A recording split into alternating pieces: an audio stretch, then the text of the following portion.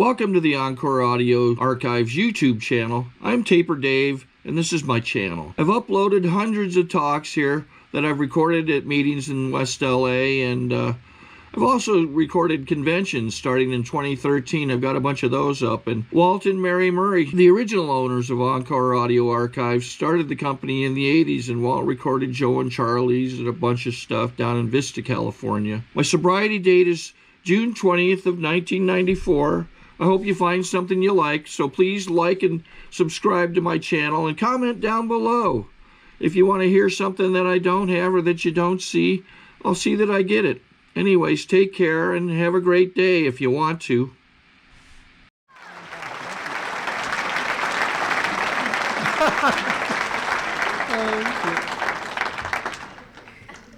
If I get to be 100 years old, this will always be fun. I tell you, it's just like, it's like, you know those fish that forget what they do 3 seconds later, it's like their head recycles like that? Well, that's kind of the way my head is. It's like it recycles, and I don't ever remember what this many people in one room look like. And then all of a sudden I stand up here again, and all I can do is just laugh. It's just it always catches me off guard. My head always says they're going to look like a bunch of burnt up dope fiends. And I look at them and they're just like, golly, the kindest, gentlest, well, some of you look like burnt out dope fiends, but I mean, but most of you, it's an amazing thing.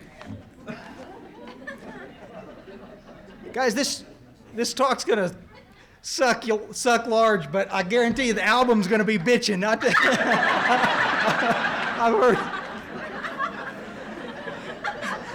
I've heard about that album all weekend, and all I keep saying is, I got to have one of those albums. I don't give a rat's rear if there's anything in it. I just want the album. Thank you. It's special. I want to thank Court. I thought I was going to talk Court into doing the first half of his talk over again so I could hear it, because I got here late last night. What I heard was special, and Chris this morning and Chuck, my experience in doing this and traveling and stuff is that you'll generally end up with one guy on the page during a weekend, and everybody else is going to be kind of out there in the ozone land. They're just wonderful guys and great talks, and they're real. But what I'm floored with is the fact that these guys stayed really clear in the reason that we're here, in the process of getting recovered, of getting where we need to be, and it's just sort of an amazing thing. And I'm blessed, humbled, and really nervous to be here backed up against these guys. I always like it when everybody else sucks. Then I can get up and do mediocre and I'm okay. It works fine. It's just, they're bugging me at dinner, and I'm going, you got a big old thing to follow there, Myers, and I'm going, oh great, thanks. My armpits are going like this. Shit.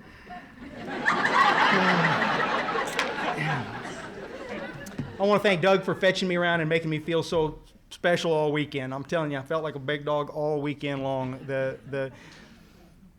He opened the car door for me tonight. I mean, I've never had anybody open a car door for me, ever. Unbelievable. You can't help feeling special. I'm a member of the Primary Purpose Group of Dallas, Texas, and they would be so proud to see all you guys here doing this stuff. It really, I got to tell you before we start this deal, I really want you to understand that I'm no guru and I'm no authority on much of anything. I'm a fair bookbinder by trade, a fair father, a so-so husband, and I've been around AA for a bit, and this what I'm going to share tonight, the things that we're going to talk about is some story stuff and some condition of AA stuff, but a lot of this stuff is based just on my experience of what I've seen and experienced in traveling around over the last 8 or 9 years in AA since I started doing this. Also has to do with what I experienced almost 20 years ago when I first came into AA, and the contrast between the two. Where we are today compared to this. It's like instead of a state of the nation, it's a state of AA as Myers sees it, which means absolutely nothing, really. I mean, I'm a busted up drunk from Texas, and that's about as far as that goes. It may be your experience, it may not be your experience, and that's fine. That's fine. I have no bones to pick. Somebody always said, well, that's not my experience. Well, you know what? Next week you can get up here and do exactly what I'm doing. Welcome to it. This has been my experience. And in the 19 plus years that I've been here, I have seen ecstasy in AA. I've seen absolute just wonderment in this room. And I've also seen the weirdest, goofiest stuff that you've ever seen in your whole life. And we'll talk just a little bit about that stuff. I talked to the evil twin Chris earlier this afternoon, and he said to send you his love, and some of you guys know him. I have an identical twin brother that sobered up 2 months before I did, and he is indeed the evil twin. You didn't realize you were going to get the good twin tonight, but I'm a third generation drunk. My grandfather was drunk, my dad's was a drunk, and Chris and I both were. Chris was the worst alcoholic I'd ever known, and Chris was always my guy. You guys all have one. I'd go, when I get to drink like him, I'll quit. And he's living with me, and he's working at the shop that we have there, this little bindery that my wife and I have, and it's just an amazing thing to watch what happens. Chris starts having these blackouts that are of gargantuan proportion, and he quits. One of the guys that works there at the shop is in AA, and 12-step Chris took him to his first meeting, and Chris had been trying for 6 or 7 years to get sober and never been able to do it, and all of a sudden he does it.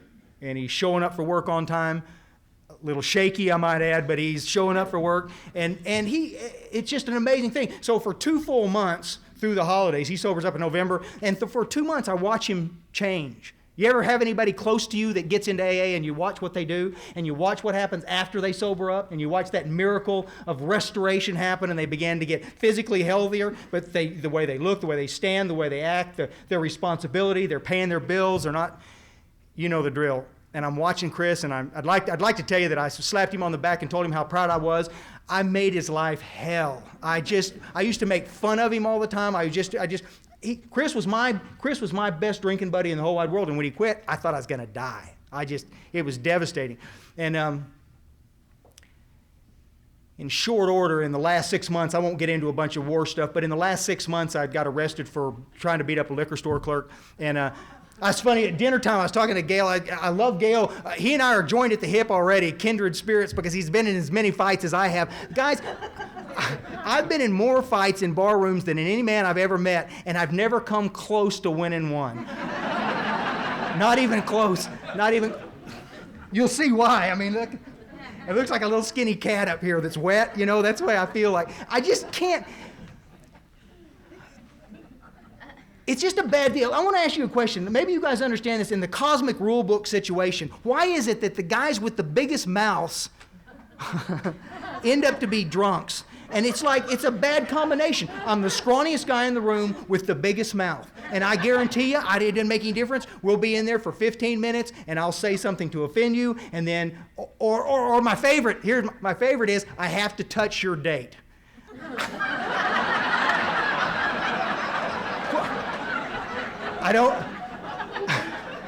I don't understand why that is, but it is. And I've been in more fights over that kind of crap than anything in the world. Why is it that I can't just say, hey, howdy do, ma'am? I have to tip my hat and then put my hand on your shoulder. And, you're sitting there as your boyfriend going like, what's going on, you see? But it just seems to come in direct proportion to how many beers I've had to drink, you see? And pretty soon I'm bulletproof, and it doesn't matter. I'd like to say that I sobered up because I was tired of drinking, but the reason I sobered up is I was tired of getting the crap kicked out of me. I was tired of waking up, looking up underneath the bar. I was tired of getting beat up. And Chris took me to my first meeting of AA, and I was love at first sight. Scout's honor it was. And I'm one of these guys that came into AA, and I never had any trouble. From the moment I walked in the door, I was in love with you, that smoke-filled crud, and all of I loved everything about the deal. And it was truly wonderful for a long time. And here's the weird part. Here's where your story and my story generally kind of go off in different directions. The problem is that I sobered up in an area which we'll call the armpit of the universe in AA land. It's like there's lots of meetings, there's lots of stuff going on, but there's no real recovery going on. There's a few people doing it, but there's not a lot of. We sit in these meetings for hours and hours, it seemed, and we didn't work the work. At a year, 2 years almost sober, I got a sponsor, but we didn't work any work. This is about being there. Meeting makers make it. Listen, guys, I'm here to tell you right off the bat, some meeting makers do make it, but there's a world of them that die. There's a world of them that just get creamed in AA. Guys, what I found out later on was, do you know that the largest single group of people killing themselves today are people in 12-step recovery programs? Isn't that weird? Isn't that weird? With no booze anywhere around you. You see, it's a weird deal, but it's a funny thing. All those years that I drank and did those other outside issues and acted a fool, all that crap I was doing, I never one time thought about killing myself. 7 years sober, it's the only thing I can think about is killing myself. You see, the meeting's not treating the internal condition, which is alcoholism, and that's where we run into problems. We have a fellowship that's full of a lot of people who managed to come in and stay sober based on just going to meetings. And I'm the poster boy of that group. That was where I was for 7 years. I'd go to a whole bunch of meetings, and I'm proof positive that you can stay alive. And listen, one day sober is better than being out there being a fool and being a drunk. I promise you that. If that's what you're doing is just hanging on in meetings, hang. I'm glad you're here. The trick is that there was nobody out there that was telling me that there was anything different, anything new, anything more than just being in the meeting. And so what happens if it was a bell curve? It was like nirvana right after I got here, and then it stayed and it stayed, and it started just kind of dropping off and then dropping off and then dropping off. And I'm towards 3 or 4 years into the deal, I'm just going goofy. If I have to hear Sally talk about that divorce one more time, I'm gonna strangle her. I am. And Jim hadn't had a job in 10 years, and we've been hearing about it every meeting. The stories that were interesting when I got there became tedious at best. You see? Tedious. See, I'm not making light of any of that stuff. Guys, your stories are important. Please don't go there with me. I don't want to see anybody, no grindy faces yet, okay? You can get grindy later. The stories are important. They are. I'm not disputing any of that. But there is more. You see, if the story was the only thing that was important, Bill Wilson would have made that a step or something. He would have said, step 13, tell your story. Well, or tell it again, or tell it again. There was more. There was something called a program of Alcoholics Anonymous. Well, so here's what happened in a nutshell. I hang on. I've got such an allegiance to that group. I love them to death. Somewhere about 4.5 years in there, we had some guys move in from out of town, and they thought we were talking about God too much in the meeting. I don't know where that came from, but anyway, they said that, and so we had a bail group conscience meeting, and we voted God out of the meeting.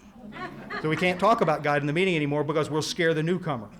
Well, see, these guys have got some sobriety, 10 years, 13 years, something like that, and I've been here a little while, and I'm just thinking, okay, and I'll just kind of follow it along. And so we have this cesspool of a meeting that's going quickly down the toilet. It's just horrible. We took the only solution that was going to work, and we got it completely out of the meeting. And it was ugly. And I hung on for another 2 years, 4, 5, 6, almost 3 years. At the end of 7 years, I can't tell you the turmoil inside me. That Chris was talking about some of this stuff earlier, and I just wanted to weep when she was talking about it. It makes my hands sweat, and it makes me just get fuzzy feeling. I'm unraveling. I've got 7 years from my last drink and my last outside issue. 7 years.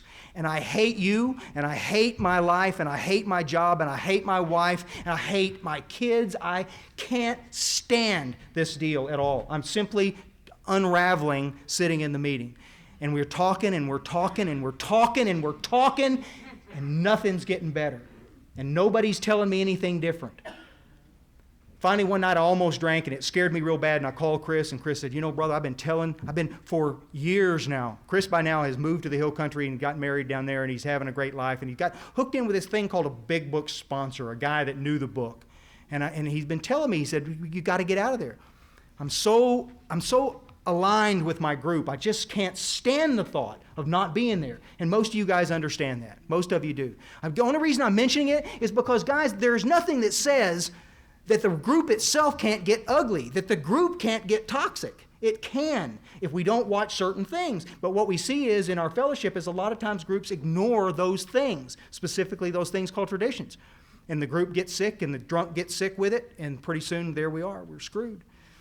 And that's where it was. I remember this meeting, I'm sitting there and I was just saying, we got all the way through the meeting and it was another lame how I got here meeting. And we're all just kind of, everybody's just talking, everybody's bored, the new guys are frustrated, it's just horrible. And finally I just said, I can't stand it.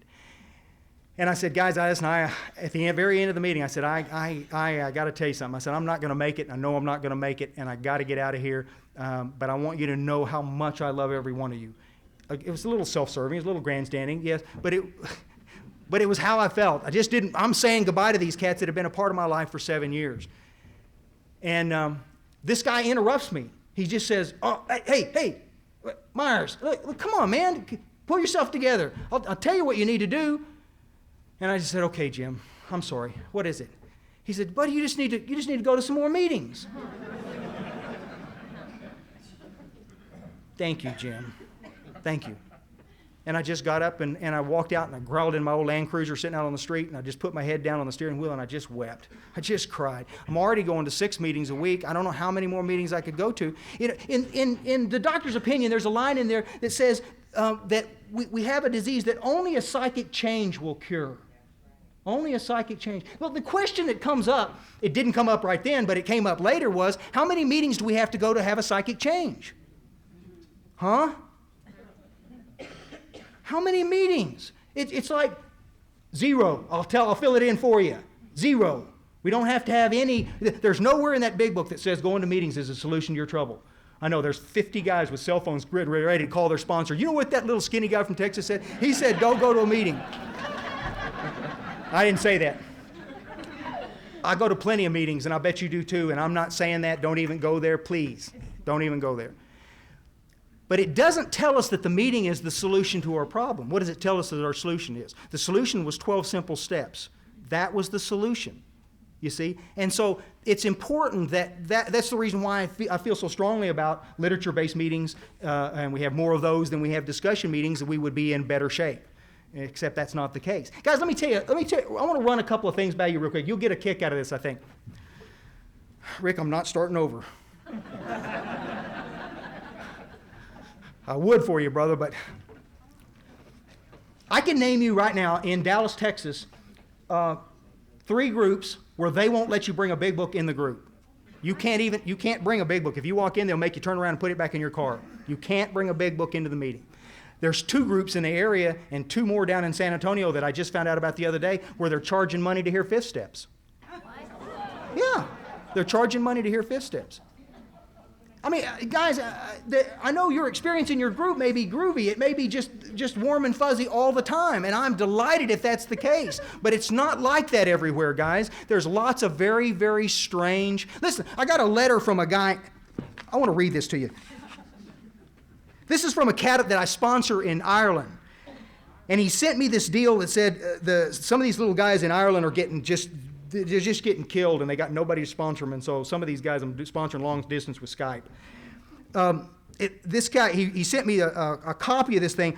Listen, I'm in Australia at 2 a.m. in the morning talking to my wife on Skype in Dallas, and she says, wait a minute, I got to send this to you. And so she texts me this stuff out of the Revised Service Manual from Dublin. Down at the very bottom of the page in the thing, in big bold type, it says, regarding the Big Book study movement, this is outside the structure of Alcoholics Anonymous in Ireland. Did you just hear that? Regarding the Big Book study movement, it is outside the structure of AA in Ireland. Guys, let me tell you something. I mean, so let me connect some dots for you here real quick. It's okay if I go to a meeting and share my crappy day with you, but it's not okay to study the life-saving literature that carries a message of hope. Where does that not get you goofy feeling? Where is, in Love and Tolerance, is that okay? That's not okay. It's not acceptable in any book. You see? And that's what kills me about this stuff. My grand hope when Europe and some of these countries were picking up the big book, my grand hope was that they were going to pick up the best that AA had to offer. They'd pick up the love, they'd pick up everything that was good and wonderful about Alcoholics Anonymous, that they would pick that up. You know what they picked up? The nonstop, lame discussion meeting, period. That's it. That's all they picked up. No big book studies, no literature. You got guys 10 years sober over there that are just, the meetings are bizarre. In Ireland, they call them dark tunnel meetings. They're horrible meetings. People just sit there and they just want to die sitting in the meetings. They're just horrible, nonstop. And that's all they know. They don't know that there's a solution that was in the book. They don't know it. It was just about... In the Dallas-Fort Worth area, there's 110 groups. There's 1,500 discussion meetings and 25 big book studies. That's every week. 98% of every meeting in the Dallas-Fort Worth area is a discussion meeting. Guys, if you know me for 5 minutes, you know that I think the worst thing that ever happened to Alcoholics Anonymous is the open discussion meeting. I do. There have been some wonderful things said in those meetings, and there's been a lot of fun, and we all know how cool it is to be brand new in AA and sitting with a bunch of people that love you to death and talk to you about it. My problem here, guys, is that the format of the meeting allows so much bad stuff to happen. Is there anybody in here, man or woman, anybody in here that has not sat in a meeting and had a chair guy? Gail's chairing tonight, right? And Gail gets up like this and he says, look, I've got this topic, and he shares the topic out, and it's super. We're going to talk about step one. It's going to be great. And everybody kind of slides up on their chair and everybody gets excited. First guy leads off and he hits the ball right out of the ballpark. He's dead nuts on. We got 3 brand new guys in the room. They're all getting kind of excited and got into the thing like this. They're starting to get qualified and they see some hope. And then this lady says, well, I know the topic is step one, but I really need to share. You see? And guys, you see it in 10,000 meetings, and you watch everybody in the room go, and they just slide back in their chair, and then they sit. And some of us are in there going, no, don't let it happen. Don't, please, chair guy, please grow some cojones, please. Don't let another one go down the toilet. But it's gonna. 20 minutes, we get to hear her go on and on and on and on about this. Guys, listen. I'm not making light of anybody's situation. I'm not. Sharing is good stuff. It is. It is very therapeutic. It is. I'm not saying that.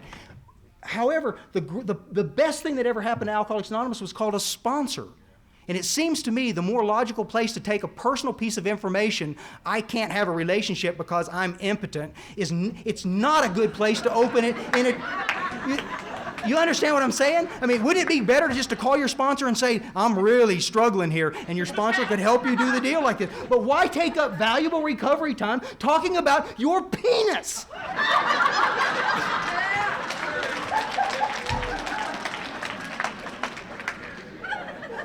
I'm sorry, Roger. I told you I would be good tonight. I promise.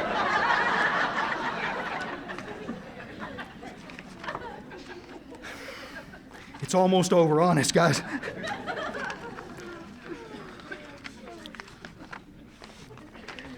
I want to read you something real quick. If we were utilizing our sponsors the way we should be utilizing our sponsors, there'd be a lot more of that shared with the sponsor and a lot less of it shared in a meeting, so we could be talking about the life-saving steps and a program of recovery. When I finally at 7 years, I'm unraveling. Chris got me hooked up with crusty Cliff Bishop, the crustiest old dude in the whole wide world, and Clifford scared the pee out of me, literally, and he just... But he was just really focused about what we were going to do. I'm not talking mean focused. I'm not talking Nazi focused. I'm just talking, he loved me enough to tell me the truth right off the bat. When I said something stupid, he said, whoa, stop.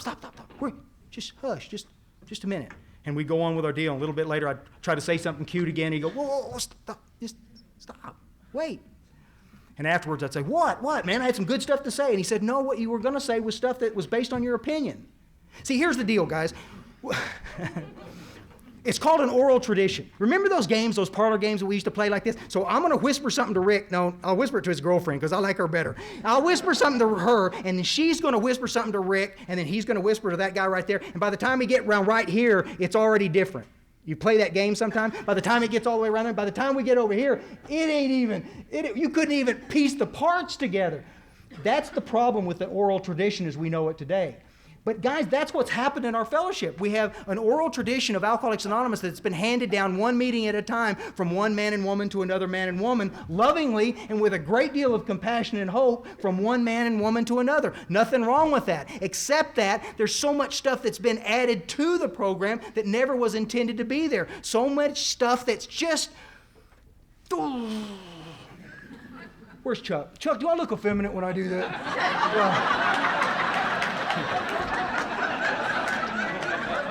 I was thinking about that when you were doing that this morning. I would go, should I do that same thing? I do that exact same thing all the time. All right, I want to man this up some then, okay? That's the problem with the oral tradition, is that things get convoluted. And so that's the reason why the importance of the big book was there, so that what we could do is instead of relying on completely and 100%, see, I was spoon-fed AA and in that weird group, right? And so the version that they spoon-fed me was my doctrine that I shared with the guys that I sponsored. And so I'm likely to come up with anything, guys. I'm likely to come up with all kinds of stuff. Well, we're going to wait 2 years before we do any work at all, and by the time you're in 5 years sober, you should be able to do some 12-step work and blah, blah, blah. And it's all based on what they told me, but it wasn't in the literature. So imagine how bizarre it was sitting with Cliff Bishop in his living room, and we're going through this book, and I'm going, wait a minute, I've never heard that before. He said, I know you haven't heard that before, Myers, because you don't understand it. You don't know it. I said, come on, man. I'm thinking that Cliff Bishop's got the teacher's edition big book. He must have something that's got something special in it like that. But because he keeps coming up. And I'm talking about for days we did this. Every time I'd see him, we'd look at this stuff and we'd go back through it. And it was just bizarre. Well, Finally, I shut up and just started listening, and we started studying. We got 3 meetings a week. They're all big book studies, no discussion meetings. We just study. 200 strong on a Tuesday night, and 40 commitments a week. 40 places that we go to carry a message every week, not counting commitments to go to other groups to share stories and that kind of stuff. I'm talking about detoxes, jails, and hospitals and that kind of stuff. It's just a huge 12-step group. But it's the coolest thing in the world to see 200 people sitting in one room all studying the literature, all on the same page. The common solution that we talked about a little bit last night on page 17 that they talked about. Guys, how exciting and how cool it would be. Wicked cool. I think I heard Court the other night say that how cool would that stuff be to have everybody on the same page carrying the same message of recovery. Your experiences are going to be uniquely different. They're going to be vastly different. I'm not saying that our experiences have to be the same, but the process of getting from point A to point B as it's outlined in the big book. Remember the big book, guys. It's not all just rhetorical stuff in there. Bill Wilson is giving us specific directions on how to work the steps. When they wrote the deal, it's specific. That's the reason why they use words like specific and exactly and precisely. That's the reason why they were doing that. And why they talked about recovery. You know, in the first 10 pages of the big book, they mentioned recovered like 12 different times. Recovered. That's where they wanted us to be. This deal of guys in the fellowship for 10 or 15 years still ambivalent about their disease, still ambivalent about whether or not they're even a real drunk or not. Let's don't do that. Come on. Let's scoop these cats up as quick as we can and get them into the work and watch the miracles happen and see how great that stuff would be.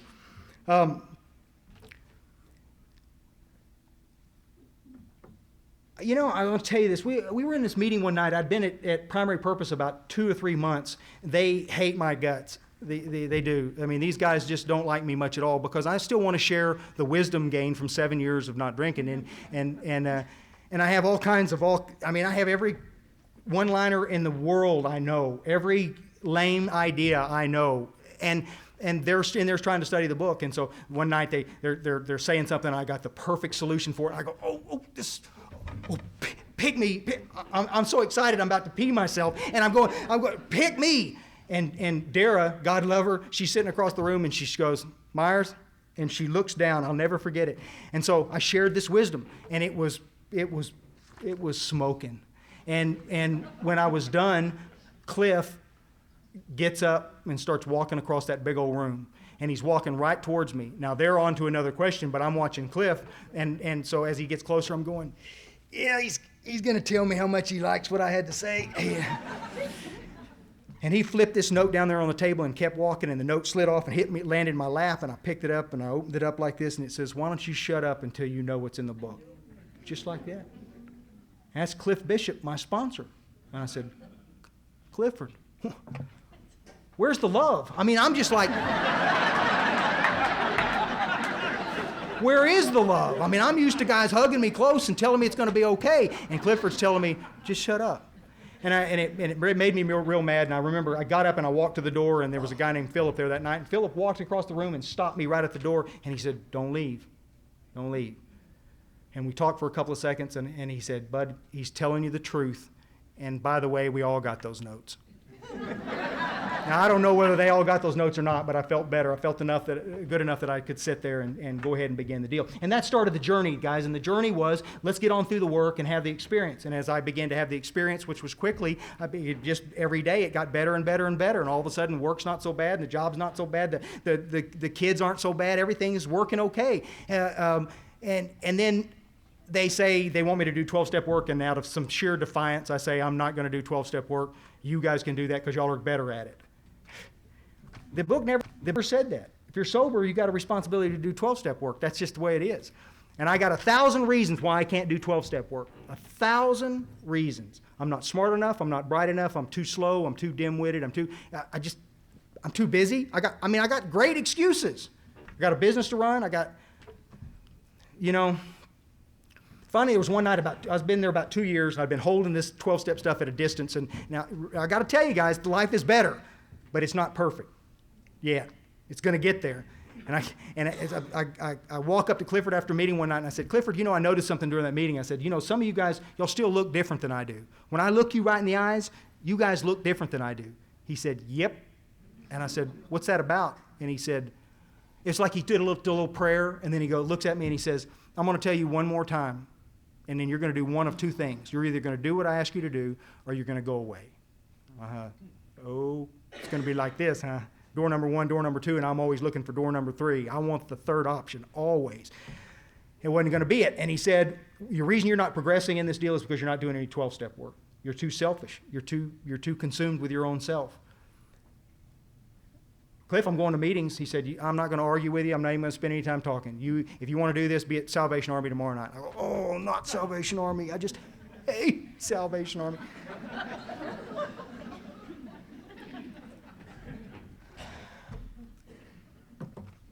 Wednesday night, I go to Salvation Army.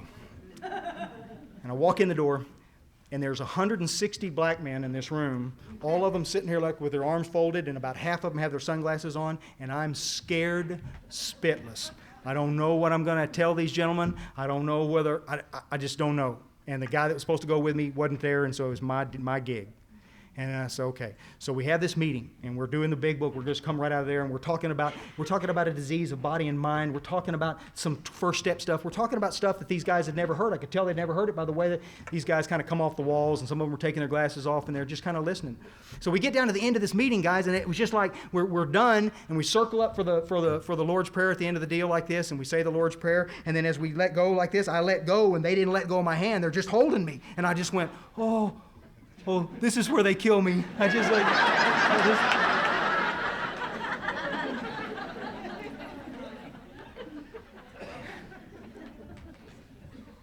I'd been beat up in Houston twice in bars trying to buy outside issues that I shouldn't have been buying in the first place, and so I was just scared, and it was that kind of deal. So this guy across the room, great big old guy, he says, "Hey, can I ask you something?" And I said, "Yeah, I guess so." And he goes, "I've never heard anybody do the big book like that. Is there any chance you could come back out here tomorrow night?" And I went, "Yeah, I think I could manage that like this." But the weird part about it was, guys, is that I remember walking out, and I remember sitting in that same old Land Cruiser, and I'm just kind of sitting there like this, and I'm just kind of breathing sort of heavy, and I'm going, well, what happened in there? It was just like magic. It was like they put something in my drink. I felt changed. One 12-step call, one piece of 12-step work that was bona fide out of myself when God and everybody knew I didn't want to be there, but I submitted to a process and it changed. And I walked back into the next night like this, and when I walked back in, there's nobody has sunglasses on, and when I walked in, the room rushed at me. These guys walked real fast right at me. But you know how when they walk anybody walks at you really fast, you kind of like this. I mean, they walked too fast. I just went like this, thinking that somebody was had to hit me if they were walking that fast. And this man, I don't see anybody in here as broad as that guy like this. He's like this broad and about this tall, and his arms are as big around as my waist. And he grabbed me like this and picked me up off the ground, and my face is right here in his chest, and he smothered me, and he said, God, we've been looking forward to you coming back all day long. And there's part of me that's trying to push away from this guy, and finally I realized I might as well have been stopping water going out of the bathtub or something with my hand. It ain't going to happen. It's flowing, and it's just going to... So I just relaxed. I just kind of sat there, and my feet aren't on the ground. It's like he's holding me, and they're just going... My legs are just kind of kicking like that. If I live to be 100, I don't think I'll ever feel any more love than I felt from that big old black man that night that grabbed me. That man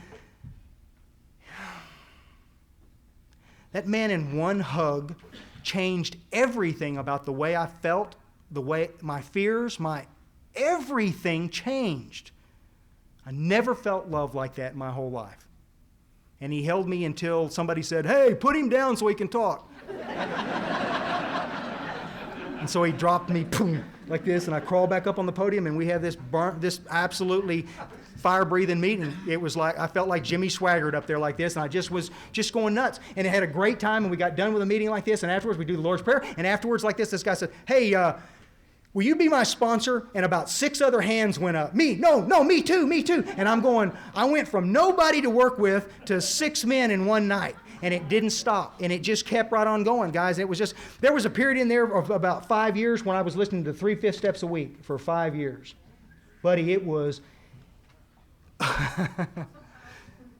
somebody said one time, he said, I don't understand how you listen to that many 5th steps in a week. I said, you learn how to make them real short. Yeah, you do. There's no 8-hour 5th steps in that bunch, buddy. I'll tell you. You learn how to cut through the crap really, really quick. And it's just the coolest, guys. And when you see that, you just... everything about it just began to change, you see? I want to read this little piece. This is a piece that Bill Wilson wrote. It says, an AA group, he wrote this in 1966 after he saw what was going on with the meetings. He was really disturbed about what he saw happening in a bunch of these meetings because things were kind of going off in some weird directions. It says, an AA group as such cannot take on all the personal problems of its members, let alone those of non-alcoholics in the world around us. The AA group is not, for example, a mediator of domestic relations, nor does it furnish personal financial aid to anyone. Now, though a member may sometimes be helped in such matters by his friends in AA, the primary responsibility for the solutions of all his problems of living and growing rests squarely upon the individual himself. Now, should an AA group attempt this sort of help, its effectiveness and energies would be hopelessly dissipated. Now, here it is. That is why sobriety, freedom from alcohol through the teaching and practice of AA's 12 steps, is the sole purpose of the group. If we don't stick to this cardinal principle, we shall almost certainly collapse. And if we collapse, we cannot help anyone. That's why sobriety, freedom from alcohol through the teaching and practice of AA's 12 steps, is why we were there. That, our primary purpose. You see, the rest of the stuff is important. I'm not ever saying that fellowship is not important. Look at me. Believe me when I say this. Don't go there with me. There's always somebody who wants to come up. You just don't like fellowship. Buddy, the fellowship in Alcoholics Anonymous and the love of the men and women in this deal saved my bacon.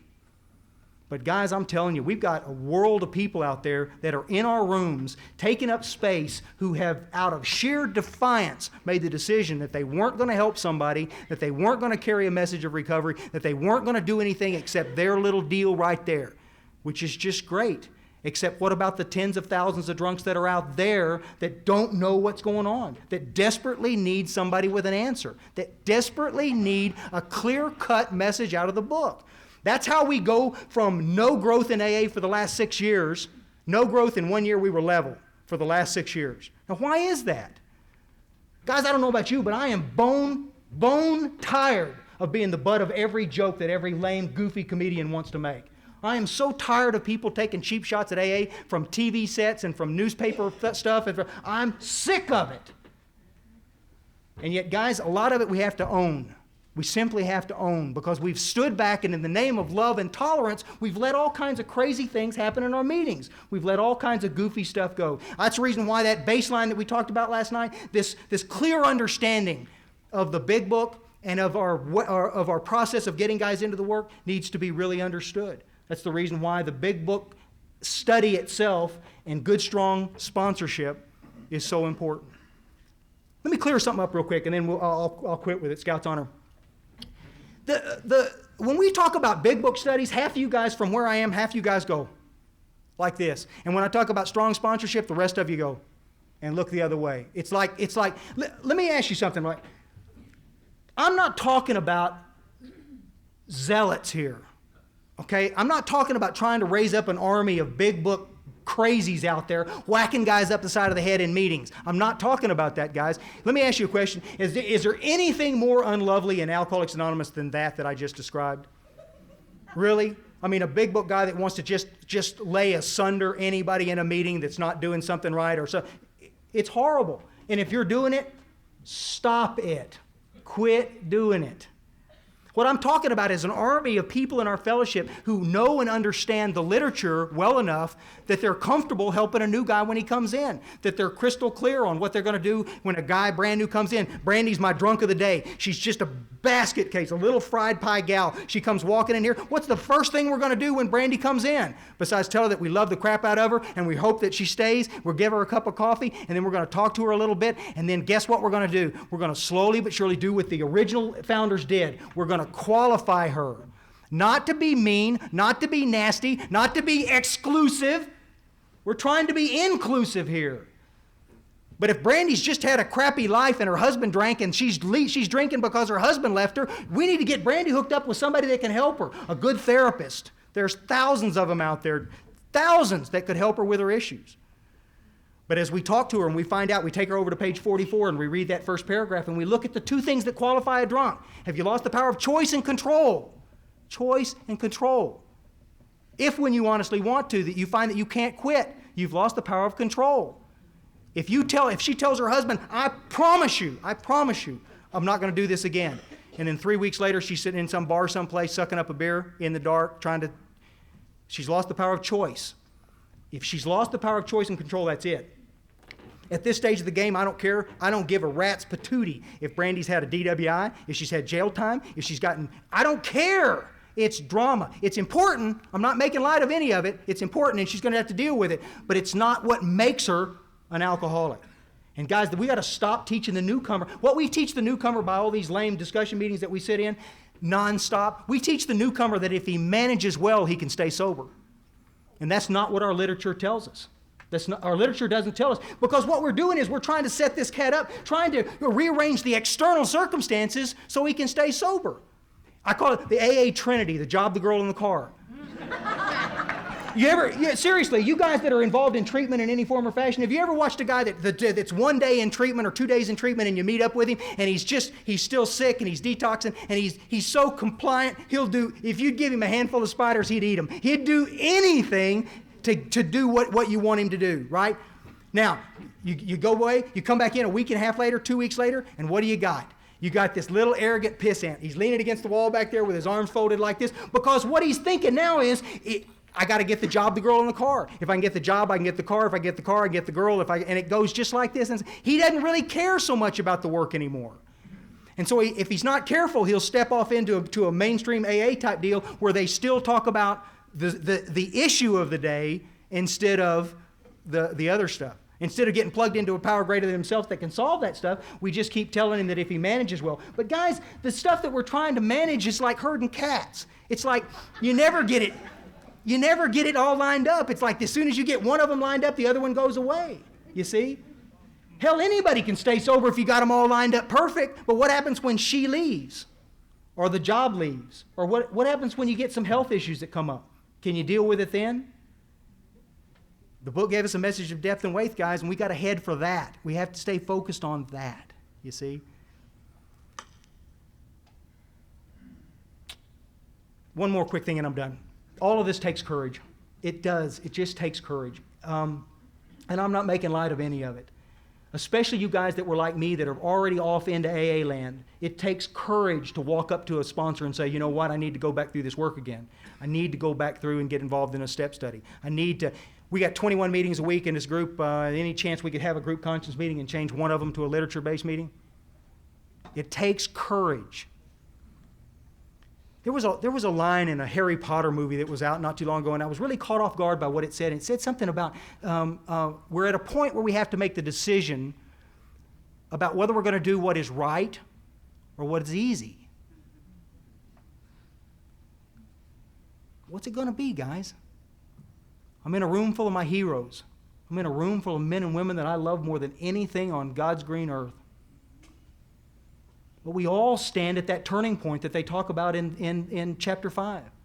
We stand at a place where we have to come to grips with it. At the end of the night, laying in our bunk, when we're all by ourselves, we have to ask ourselves the question, am I a part of a problem that's killing AA, or am I going to be a part of a solution which is going to save this fellowship so that when our sons and daughters get here, we're strong enough to deal with it? Bill Wilson said years ago that AA would collapse from within, not from without. It would never be attacked from outside. It would implode because of the things that we did inside. We need to ask ourselves, are we following the dictates of the literature around the traditions and around the steps? Have I had a spiritual awakening as a result of doing those steps? And there's nothing to be ashamed of if you hadn't. I'm 7 years sober, suicidal. I had not even tasted a spiritual experience. But 12 simple steps over a period of about 20 days, and I had a spiritual experience. I had a new experience. Some of us come in here and we have an experience 25 years ago, and we're trying desperately to maintain an experience today based on something that happened to us 25 years ago. That's tough going, guys. That's the reason why so many of us get discouraged in this deal. AA is alive and it's vibrant, and the more people that you work with, the more people you sponsor, the more people you get around you, the more vibrant and rich your life will be. There is no reason why you can't have a new and exciting experience in Alcoholics Anonymous every day. I've done it for years. I'm telling you guys, I hit the ground at 4:30 in the morning and I go until I simply can't go anymore. And then I get up and I do it again. And I can't tell you how rich my life is today as a direct result of doing this stuff.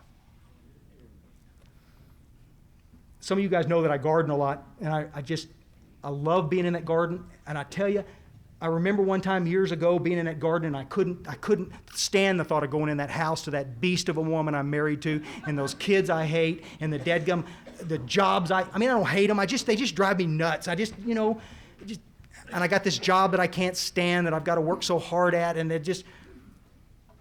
I get hooked up with a crusty old guy named Cliff, and he takes me through the work, and he tells me the things that I need to know, and I have an experience that takes me to a place I never dreamed I would be. And years go by, and I'm sitting in that same garden picking those same tomato worms off those dadgum plants. But I'm in a hurry tonight because I can't wait to go in that house and see that woman that I adore. I cannot wait to be in the same room with that woman. And I can't wait to see those daughters that I love dearly. I can't wait to get up at 4:30 in the morning and go down to a job that I absolutely love.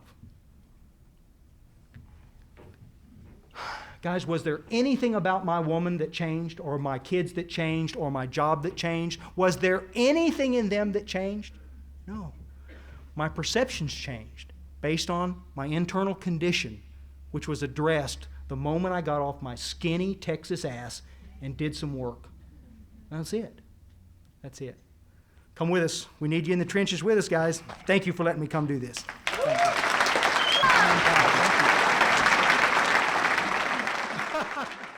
I think we got a great talk going on here. Thanks for watching the channel. Taper Dave here. Just curious, do you think this is better than Zoom? Okay, this is how I prepare my drone for launching. I like to do it inside the cab of my truck so I'm not standing outside in the weather. To install the joysticks for control, up and down, right and left, powered on. I have an Android phone that I use to connect it to the drone with. And it's actually controlled through the iPhone, through an app. Oops, wrong way. It's actually controlled through the iPhone, or through this Android phone, through the app. It's actually controlled through the Android phone, through an app, and you connect it through this short connection right here.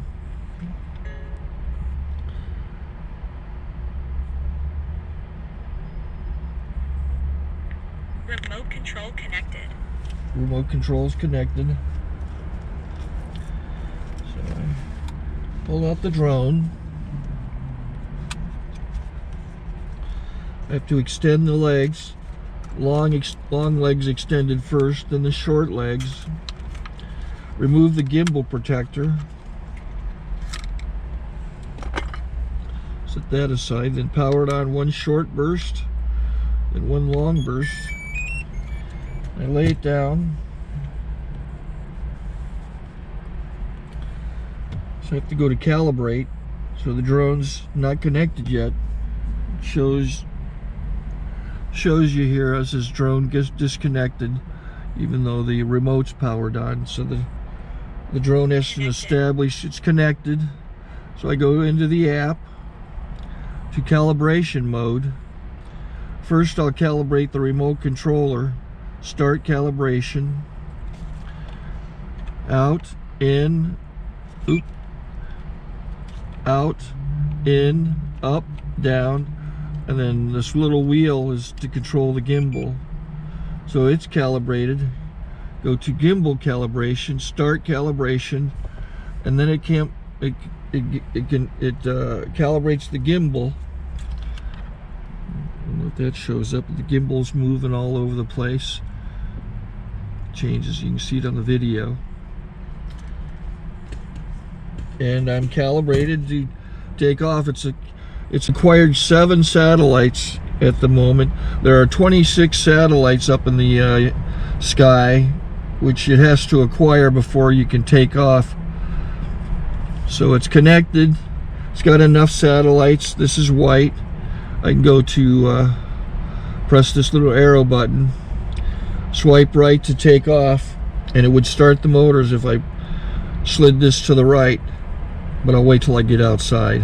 Don't want to do it inside.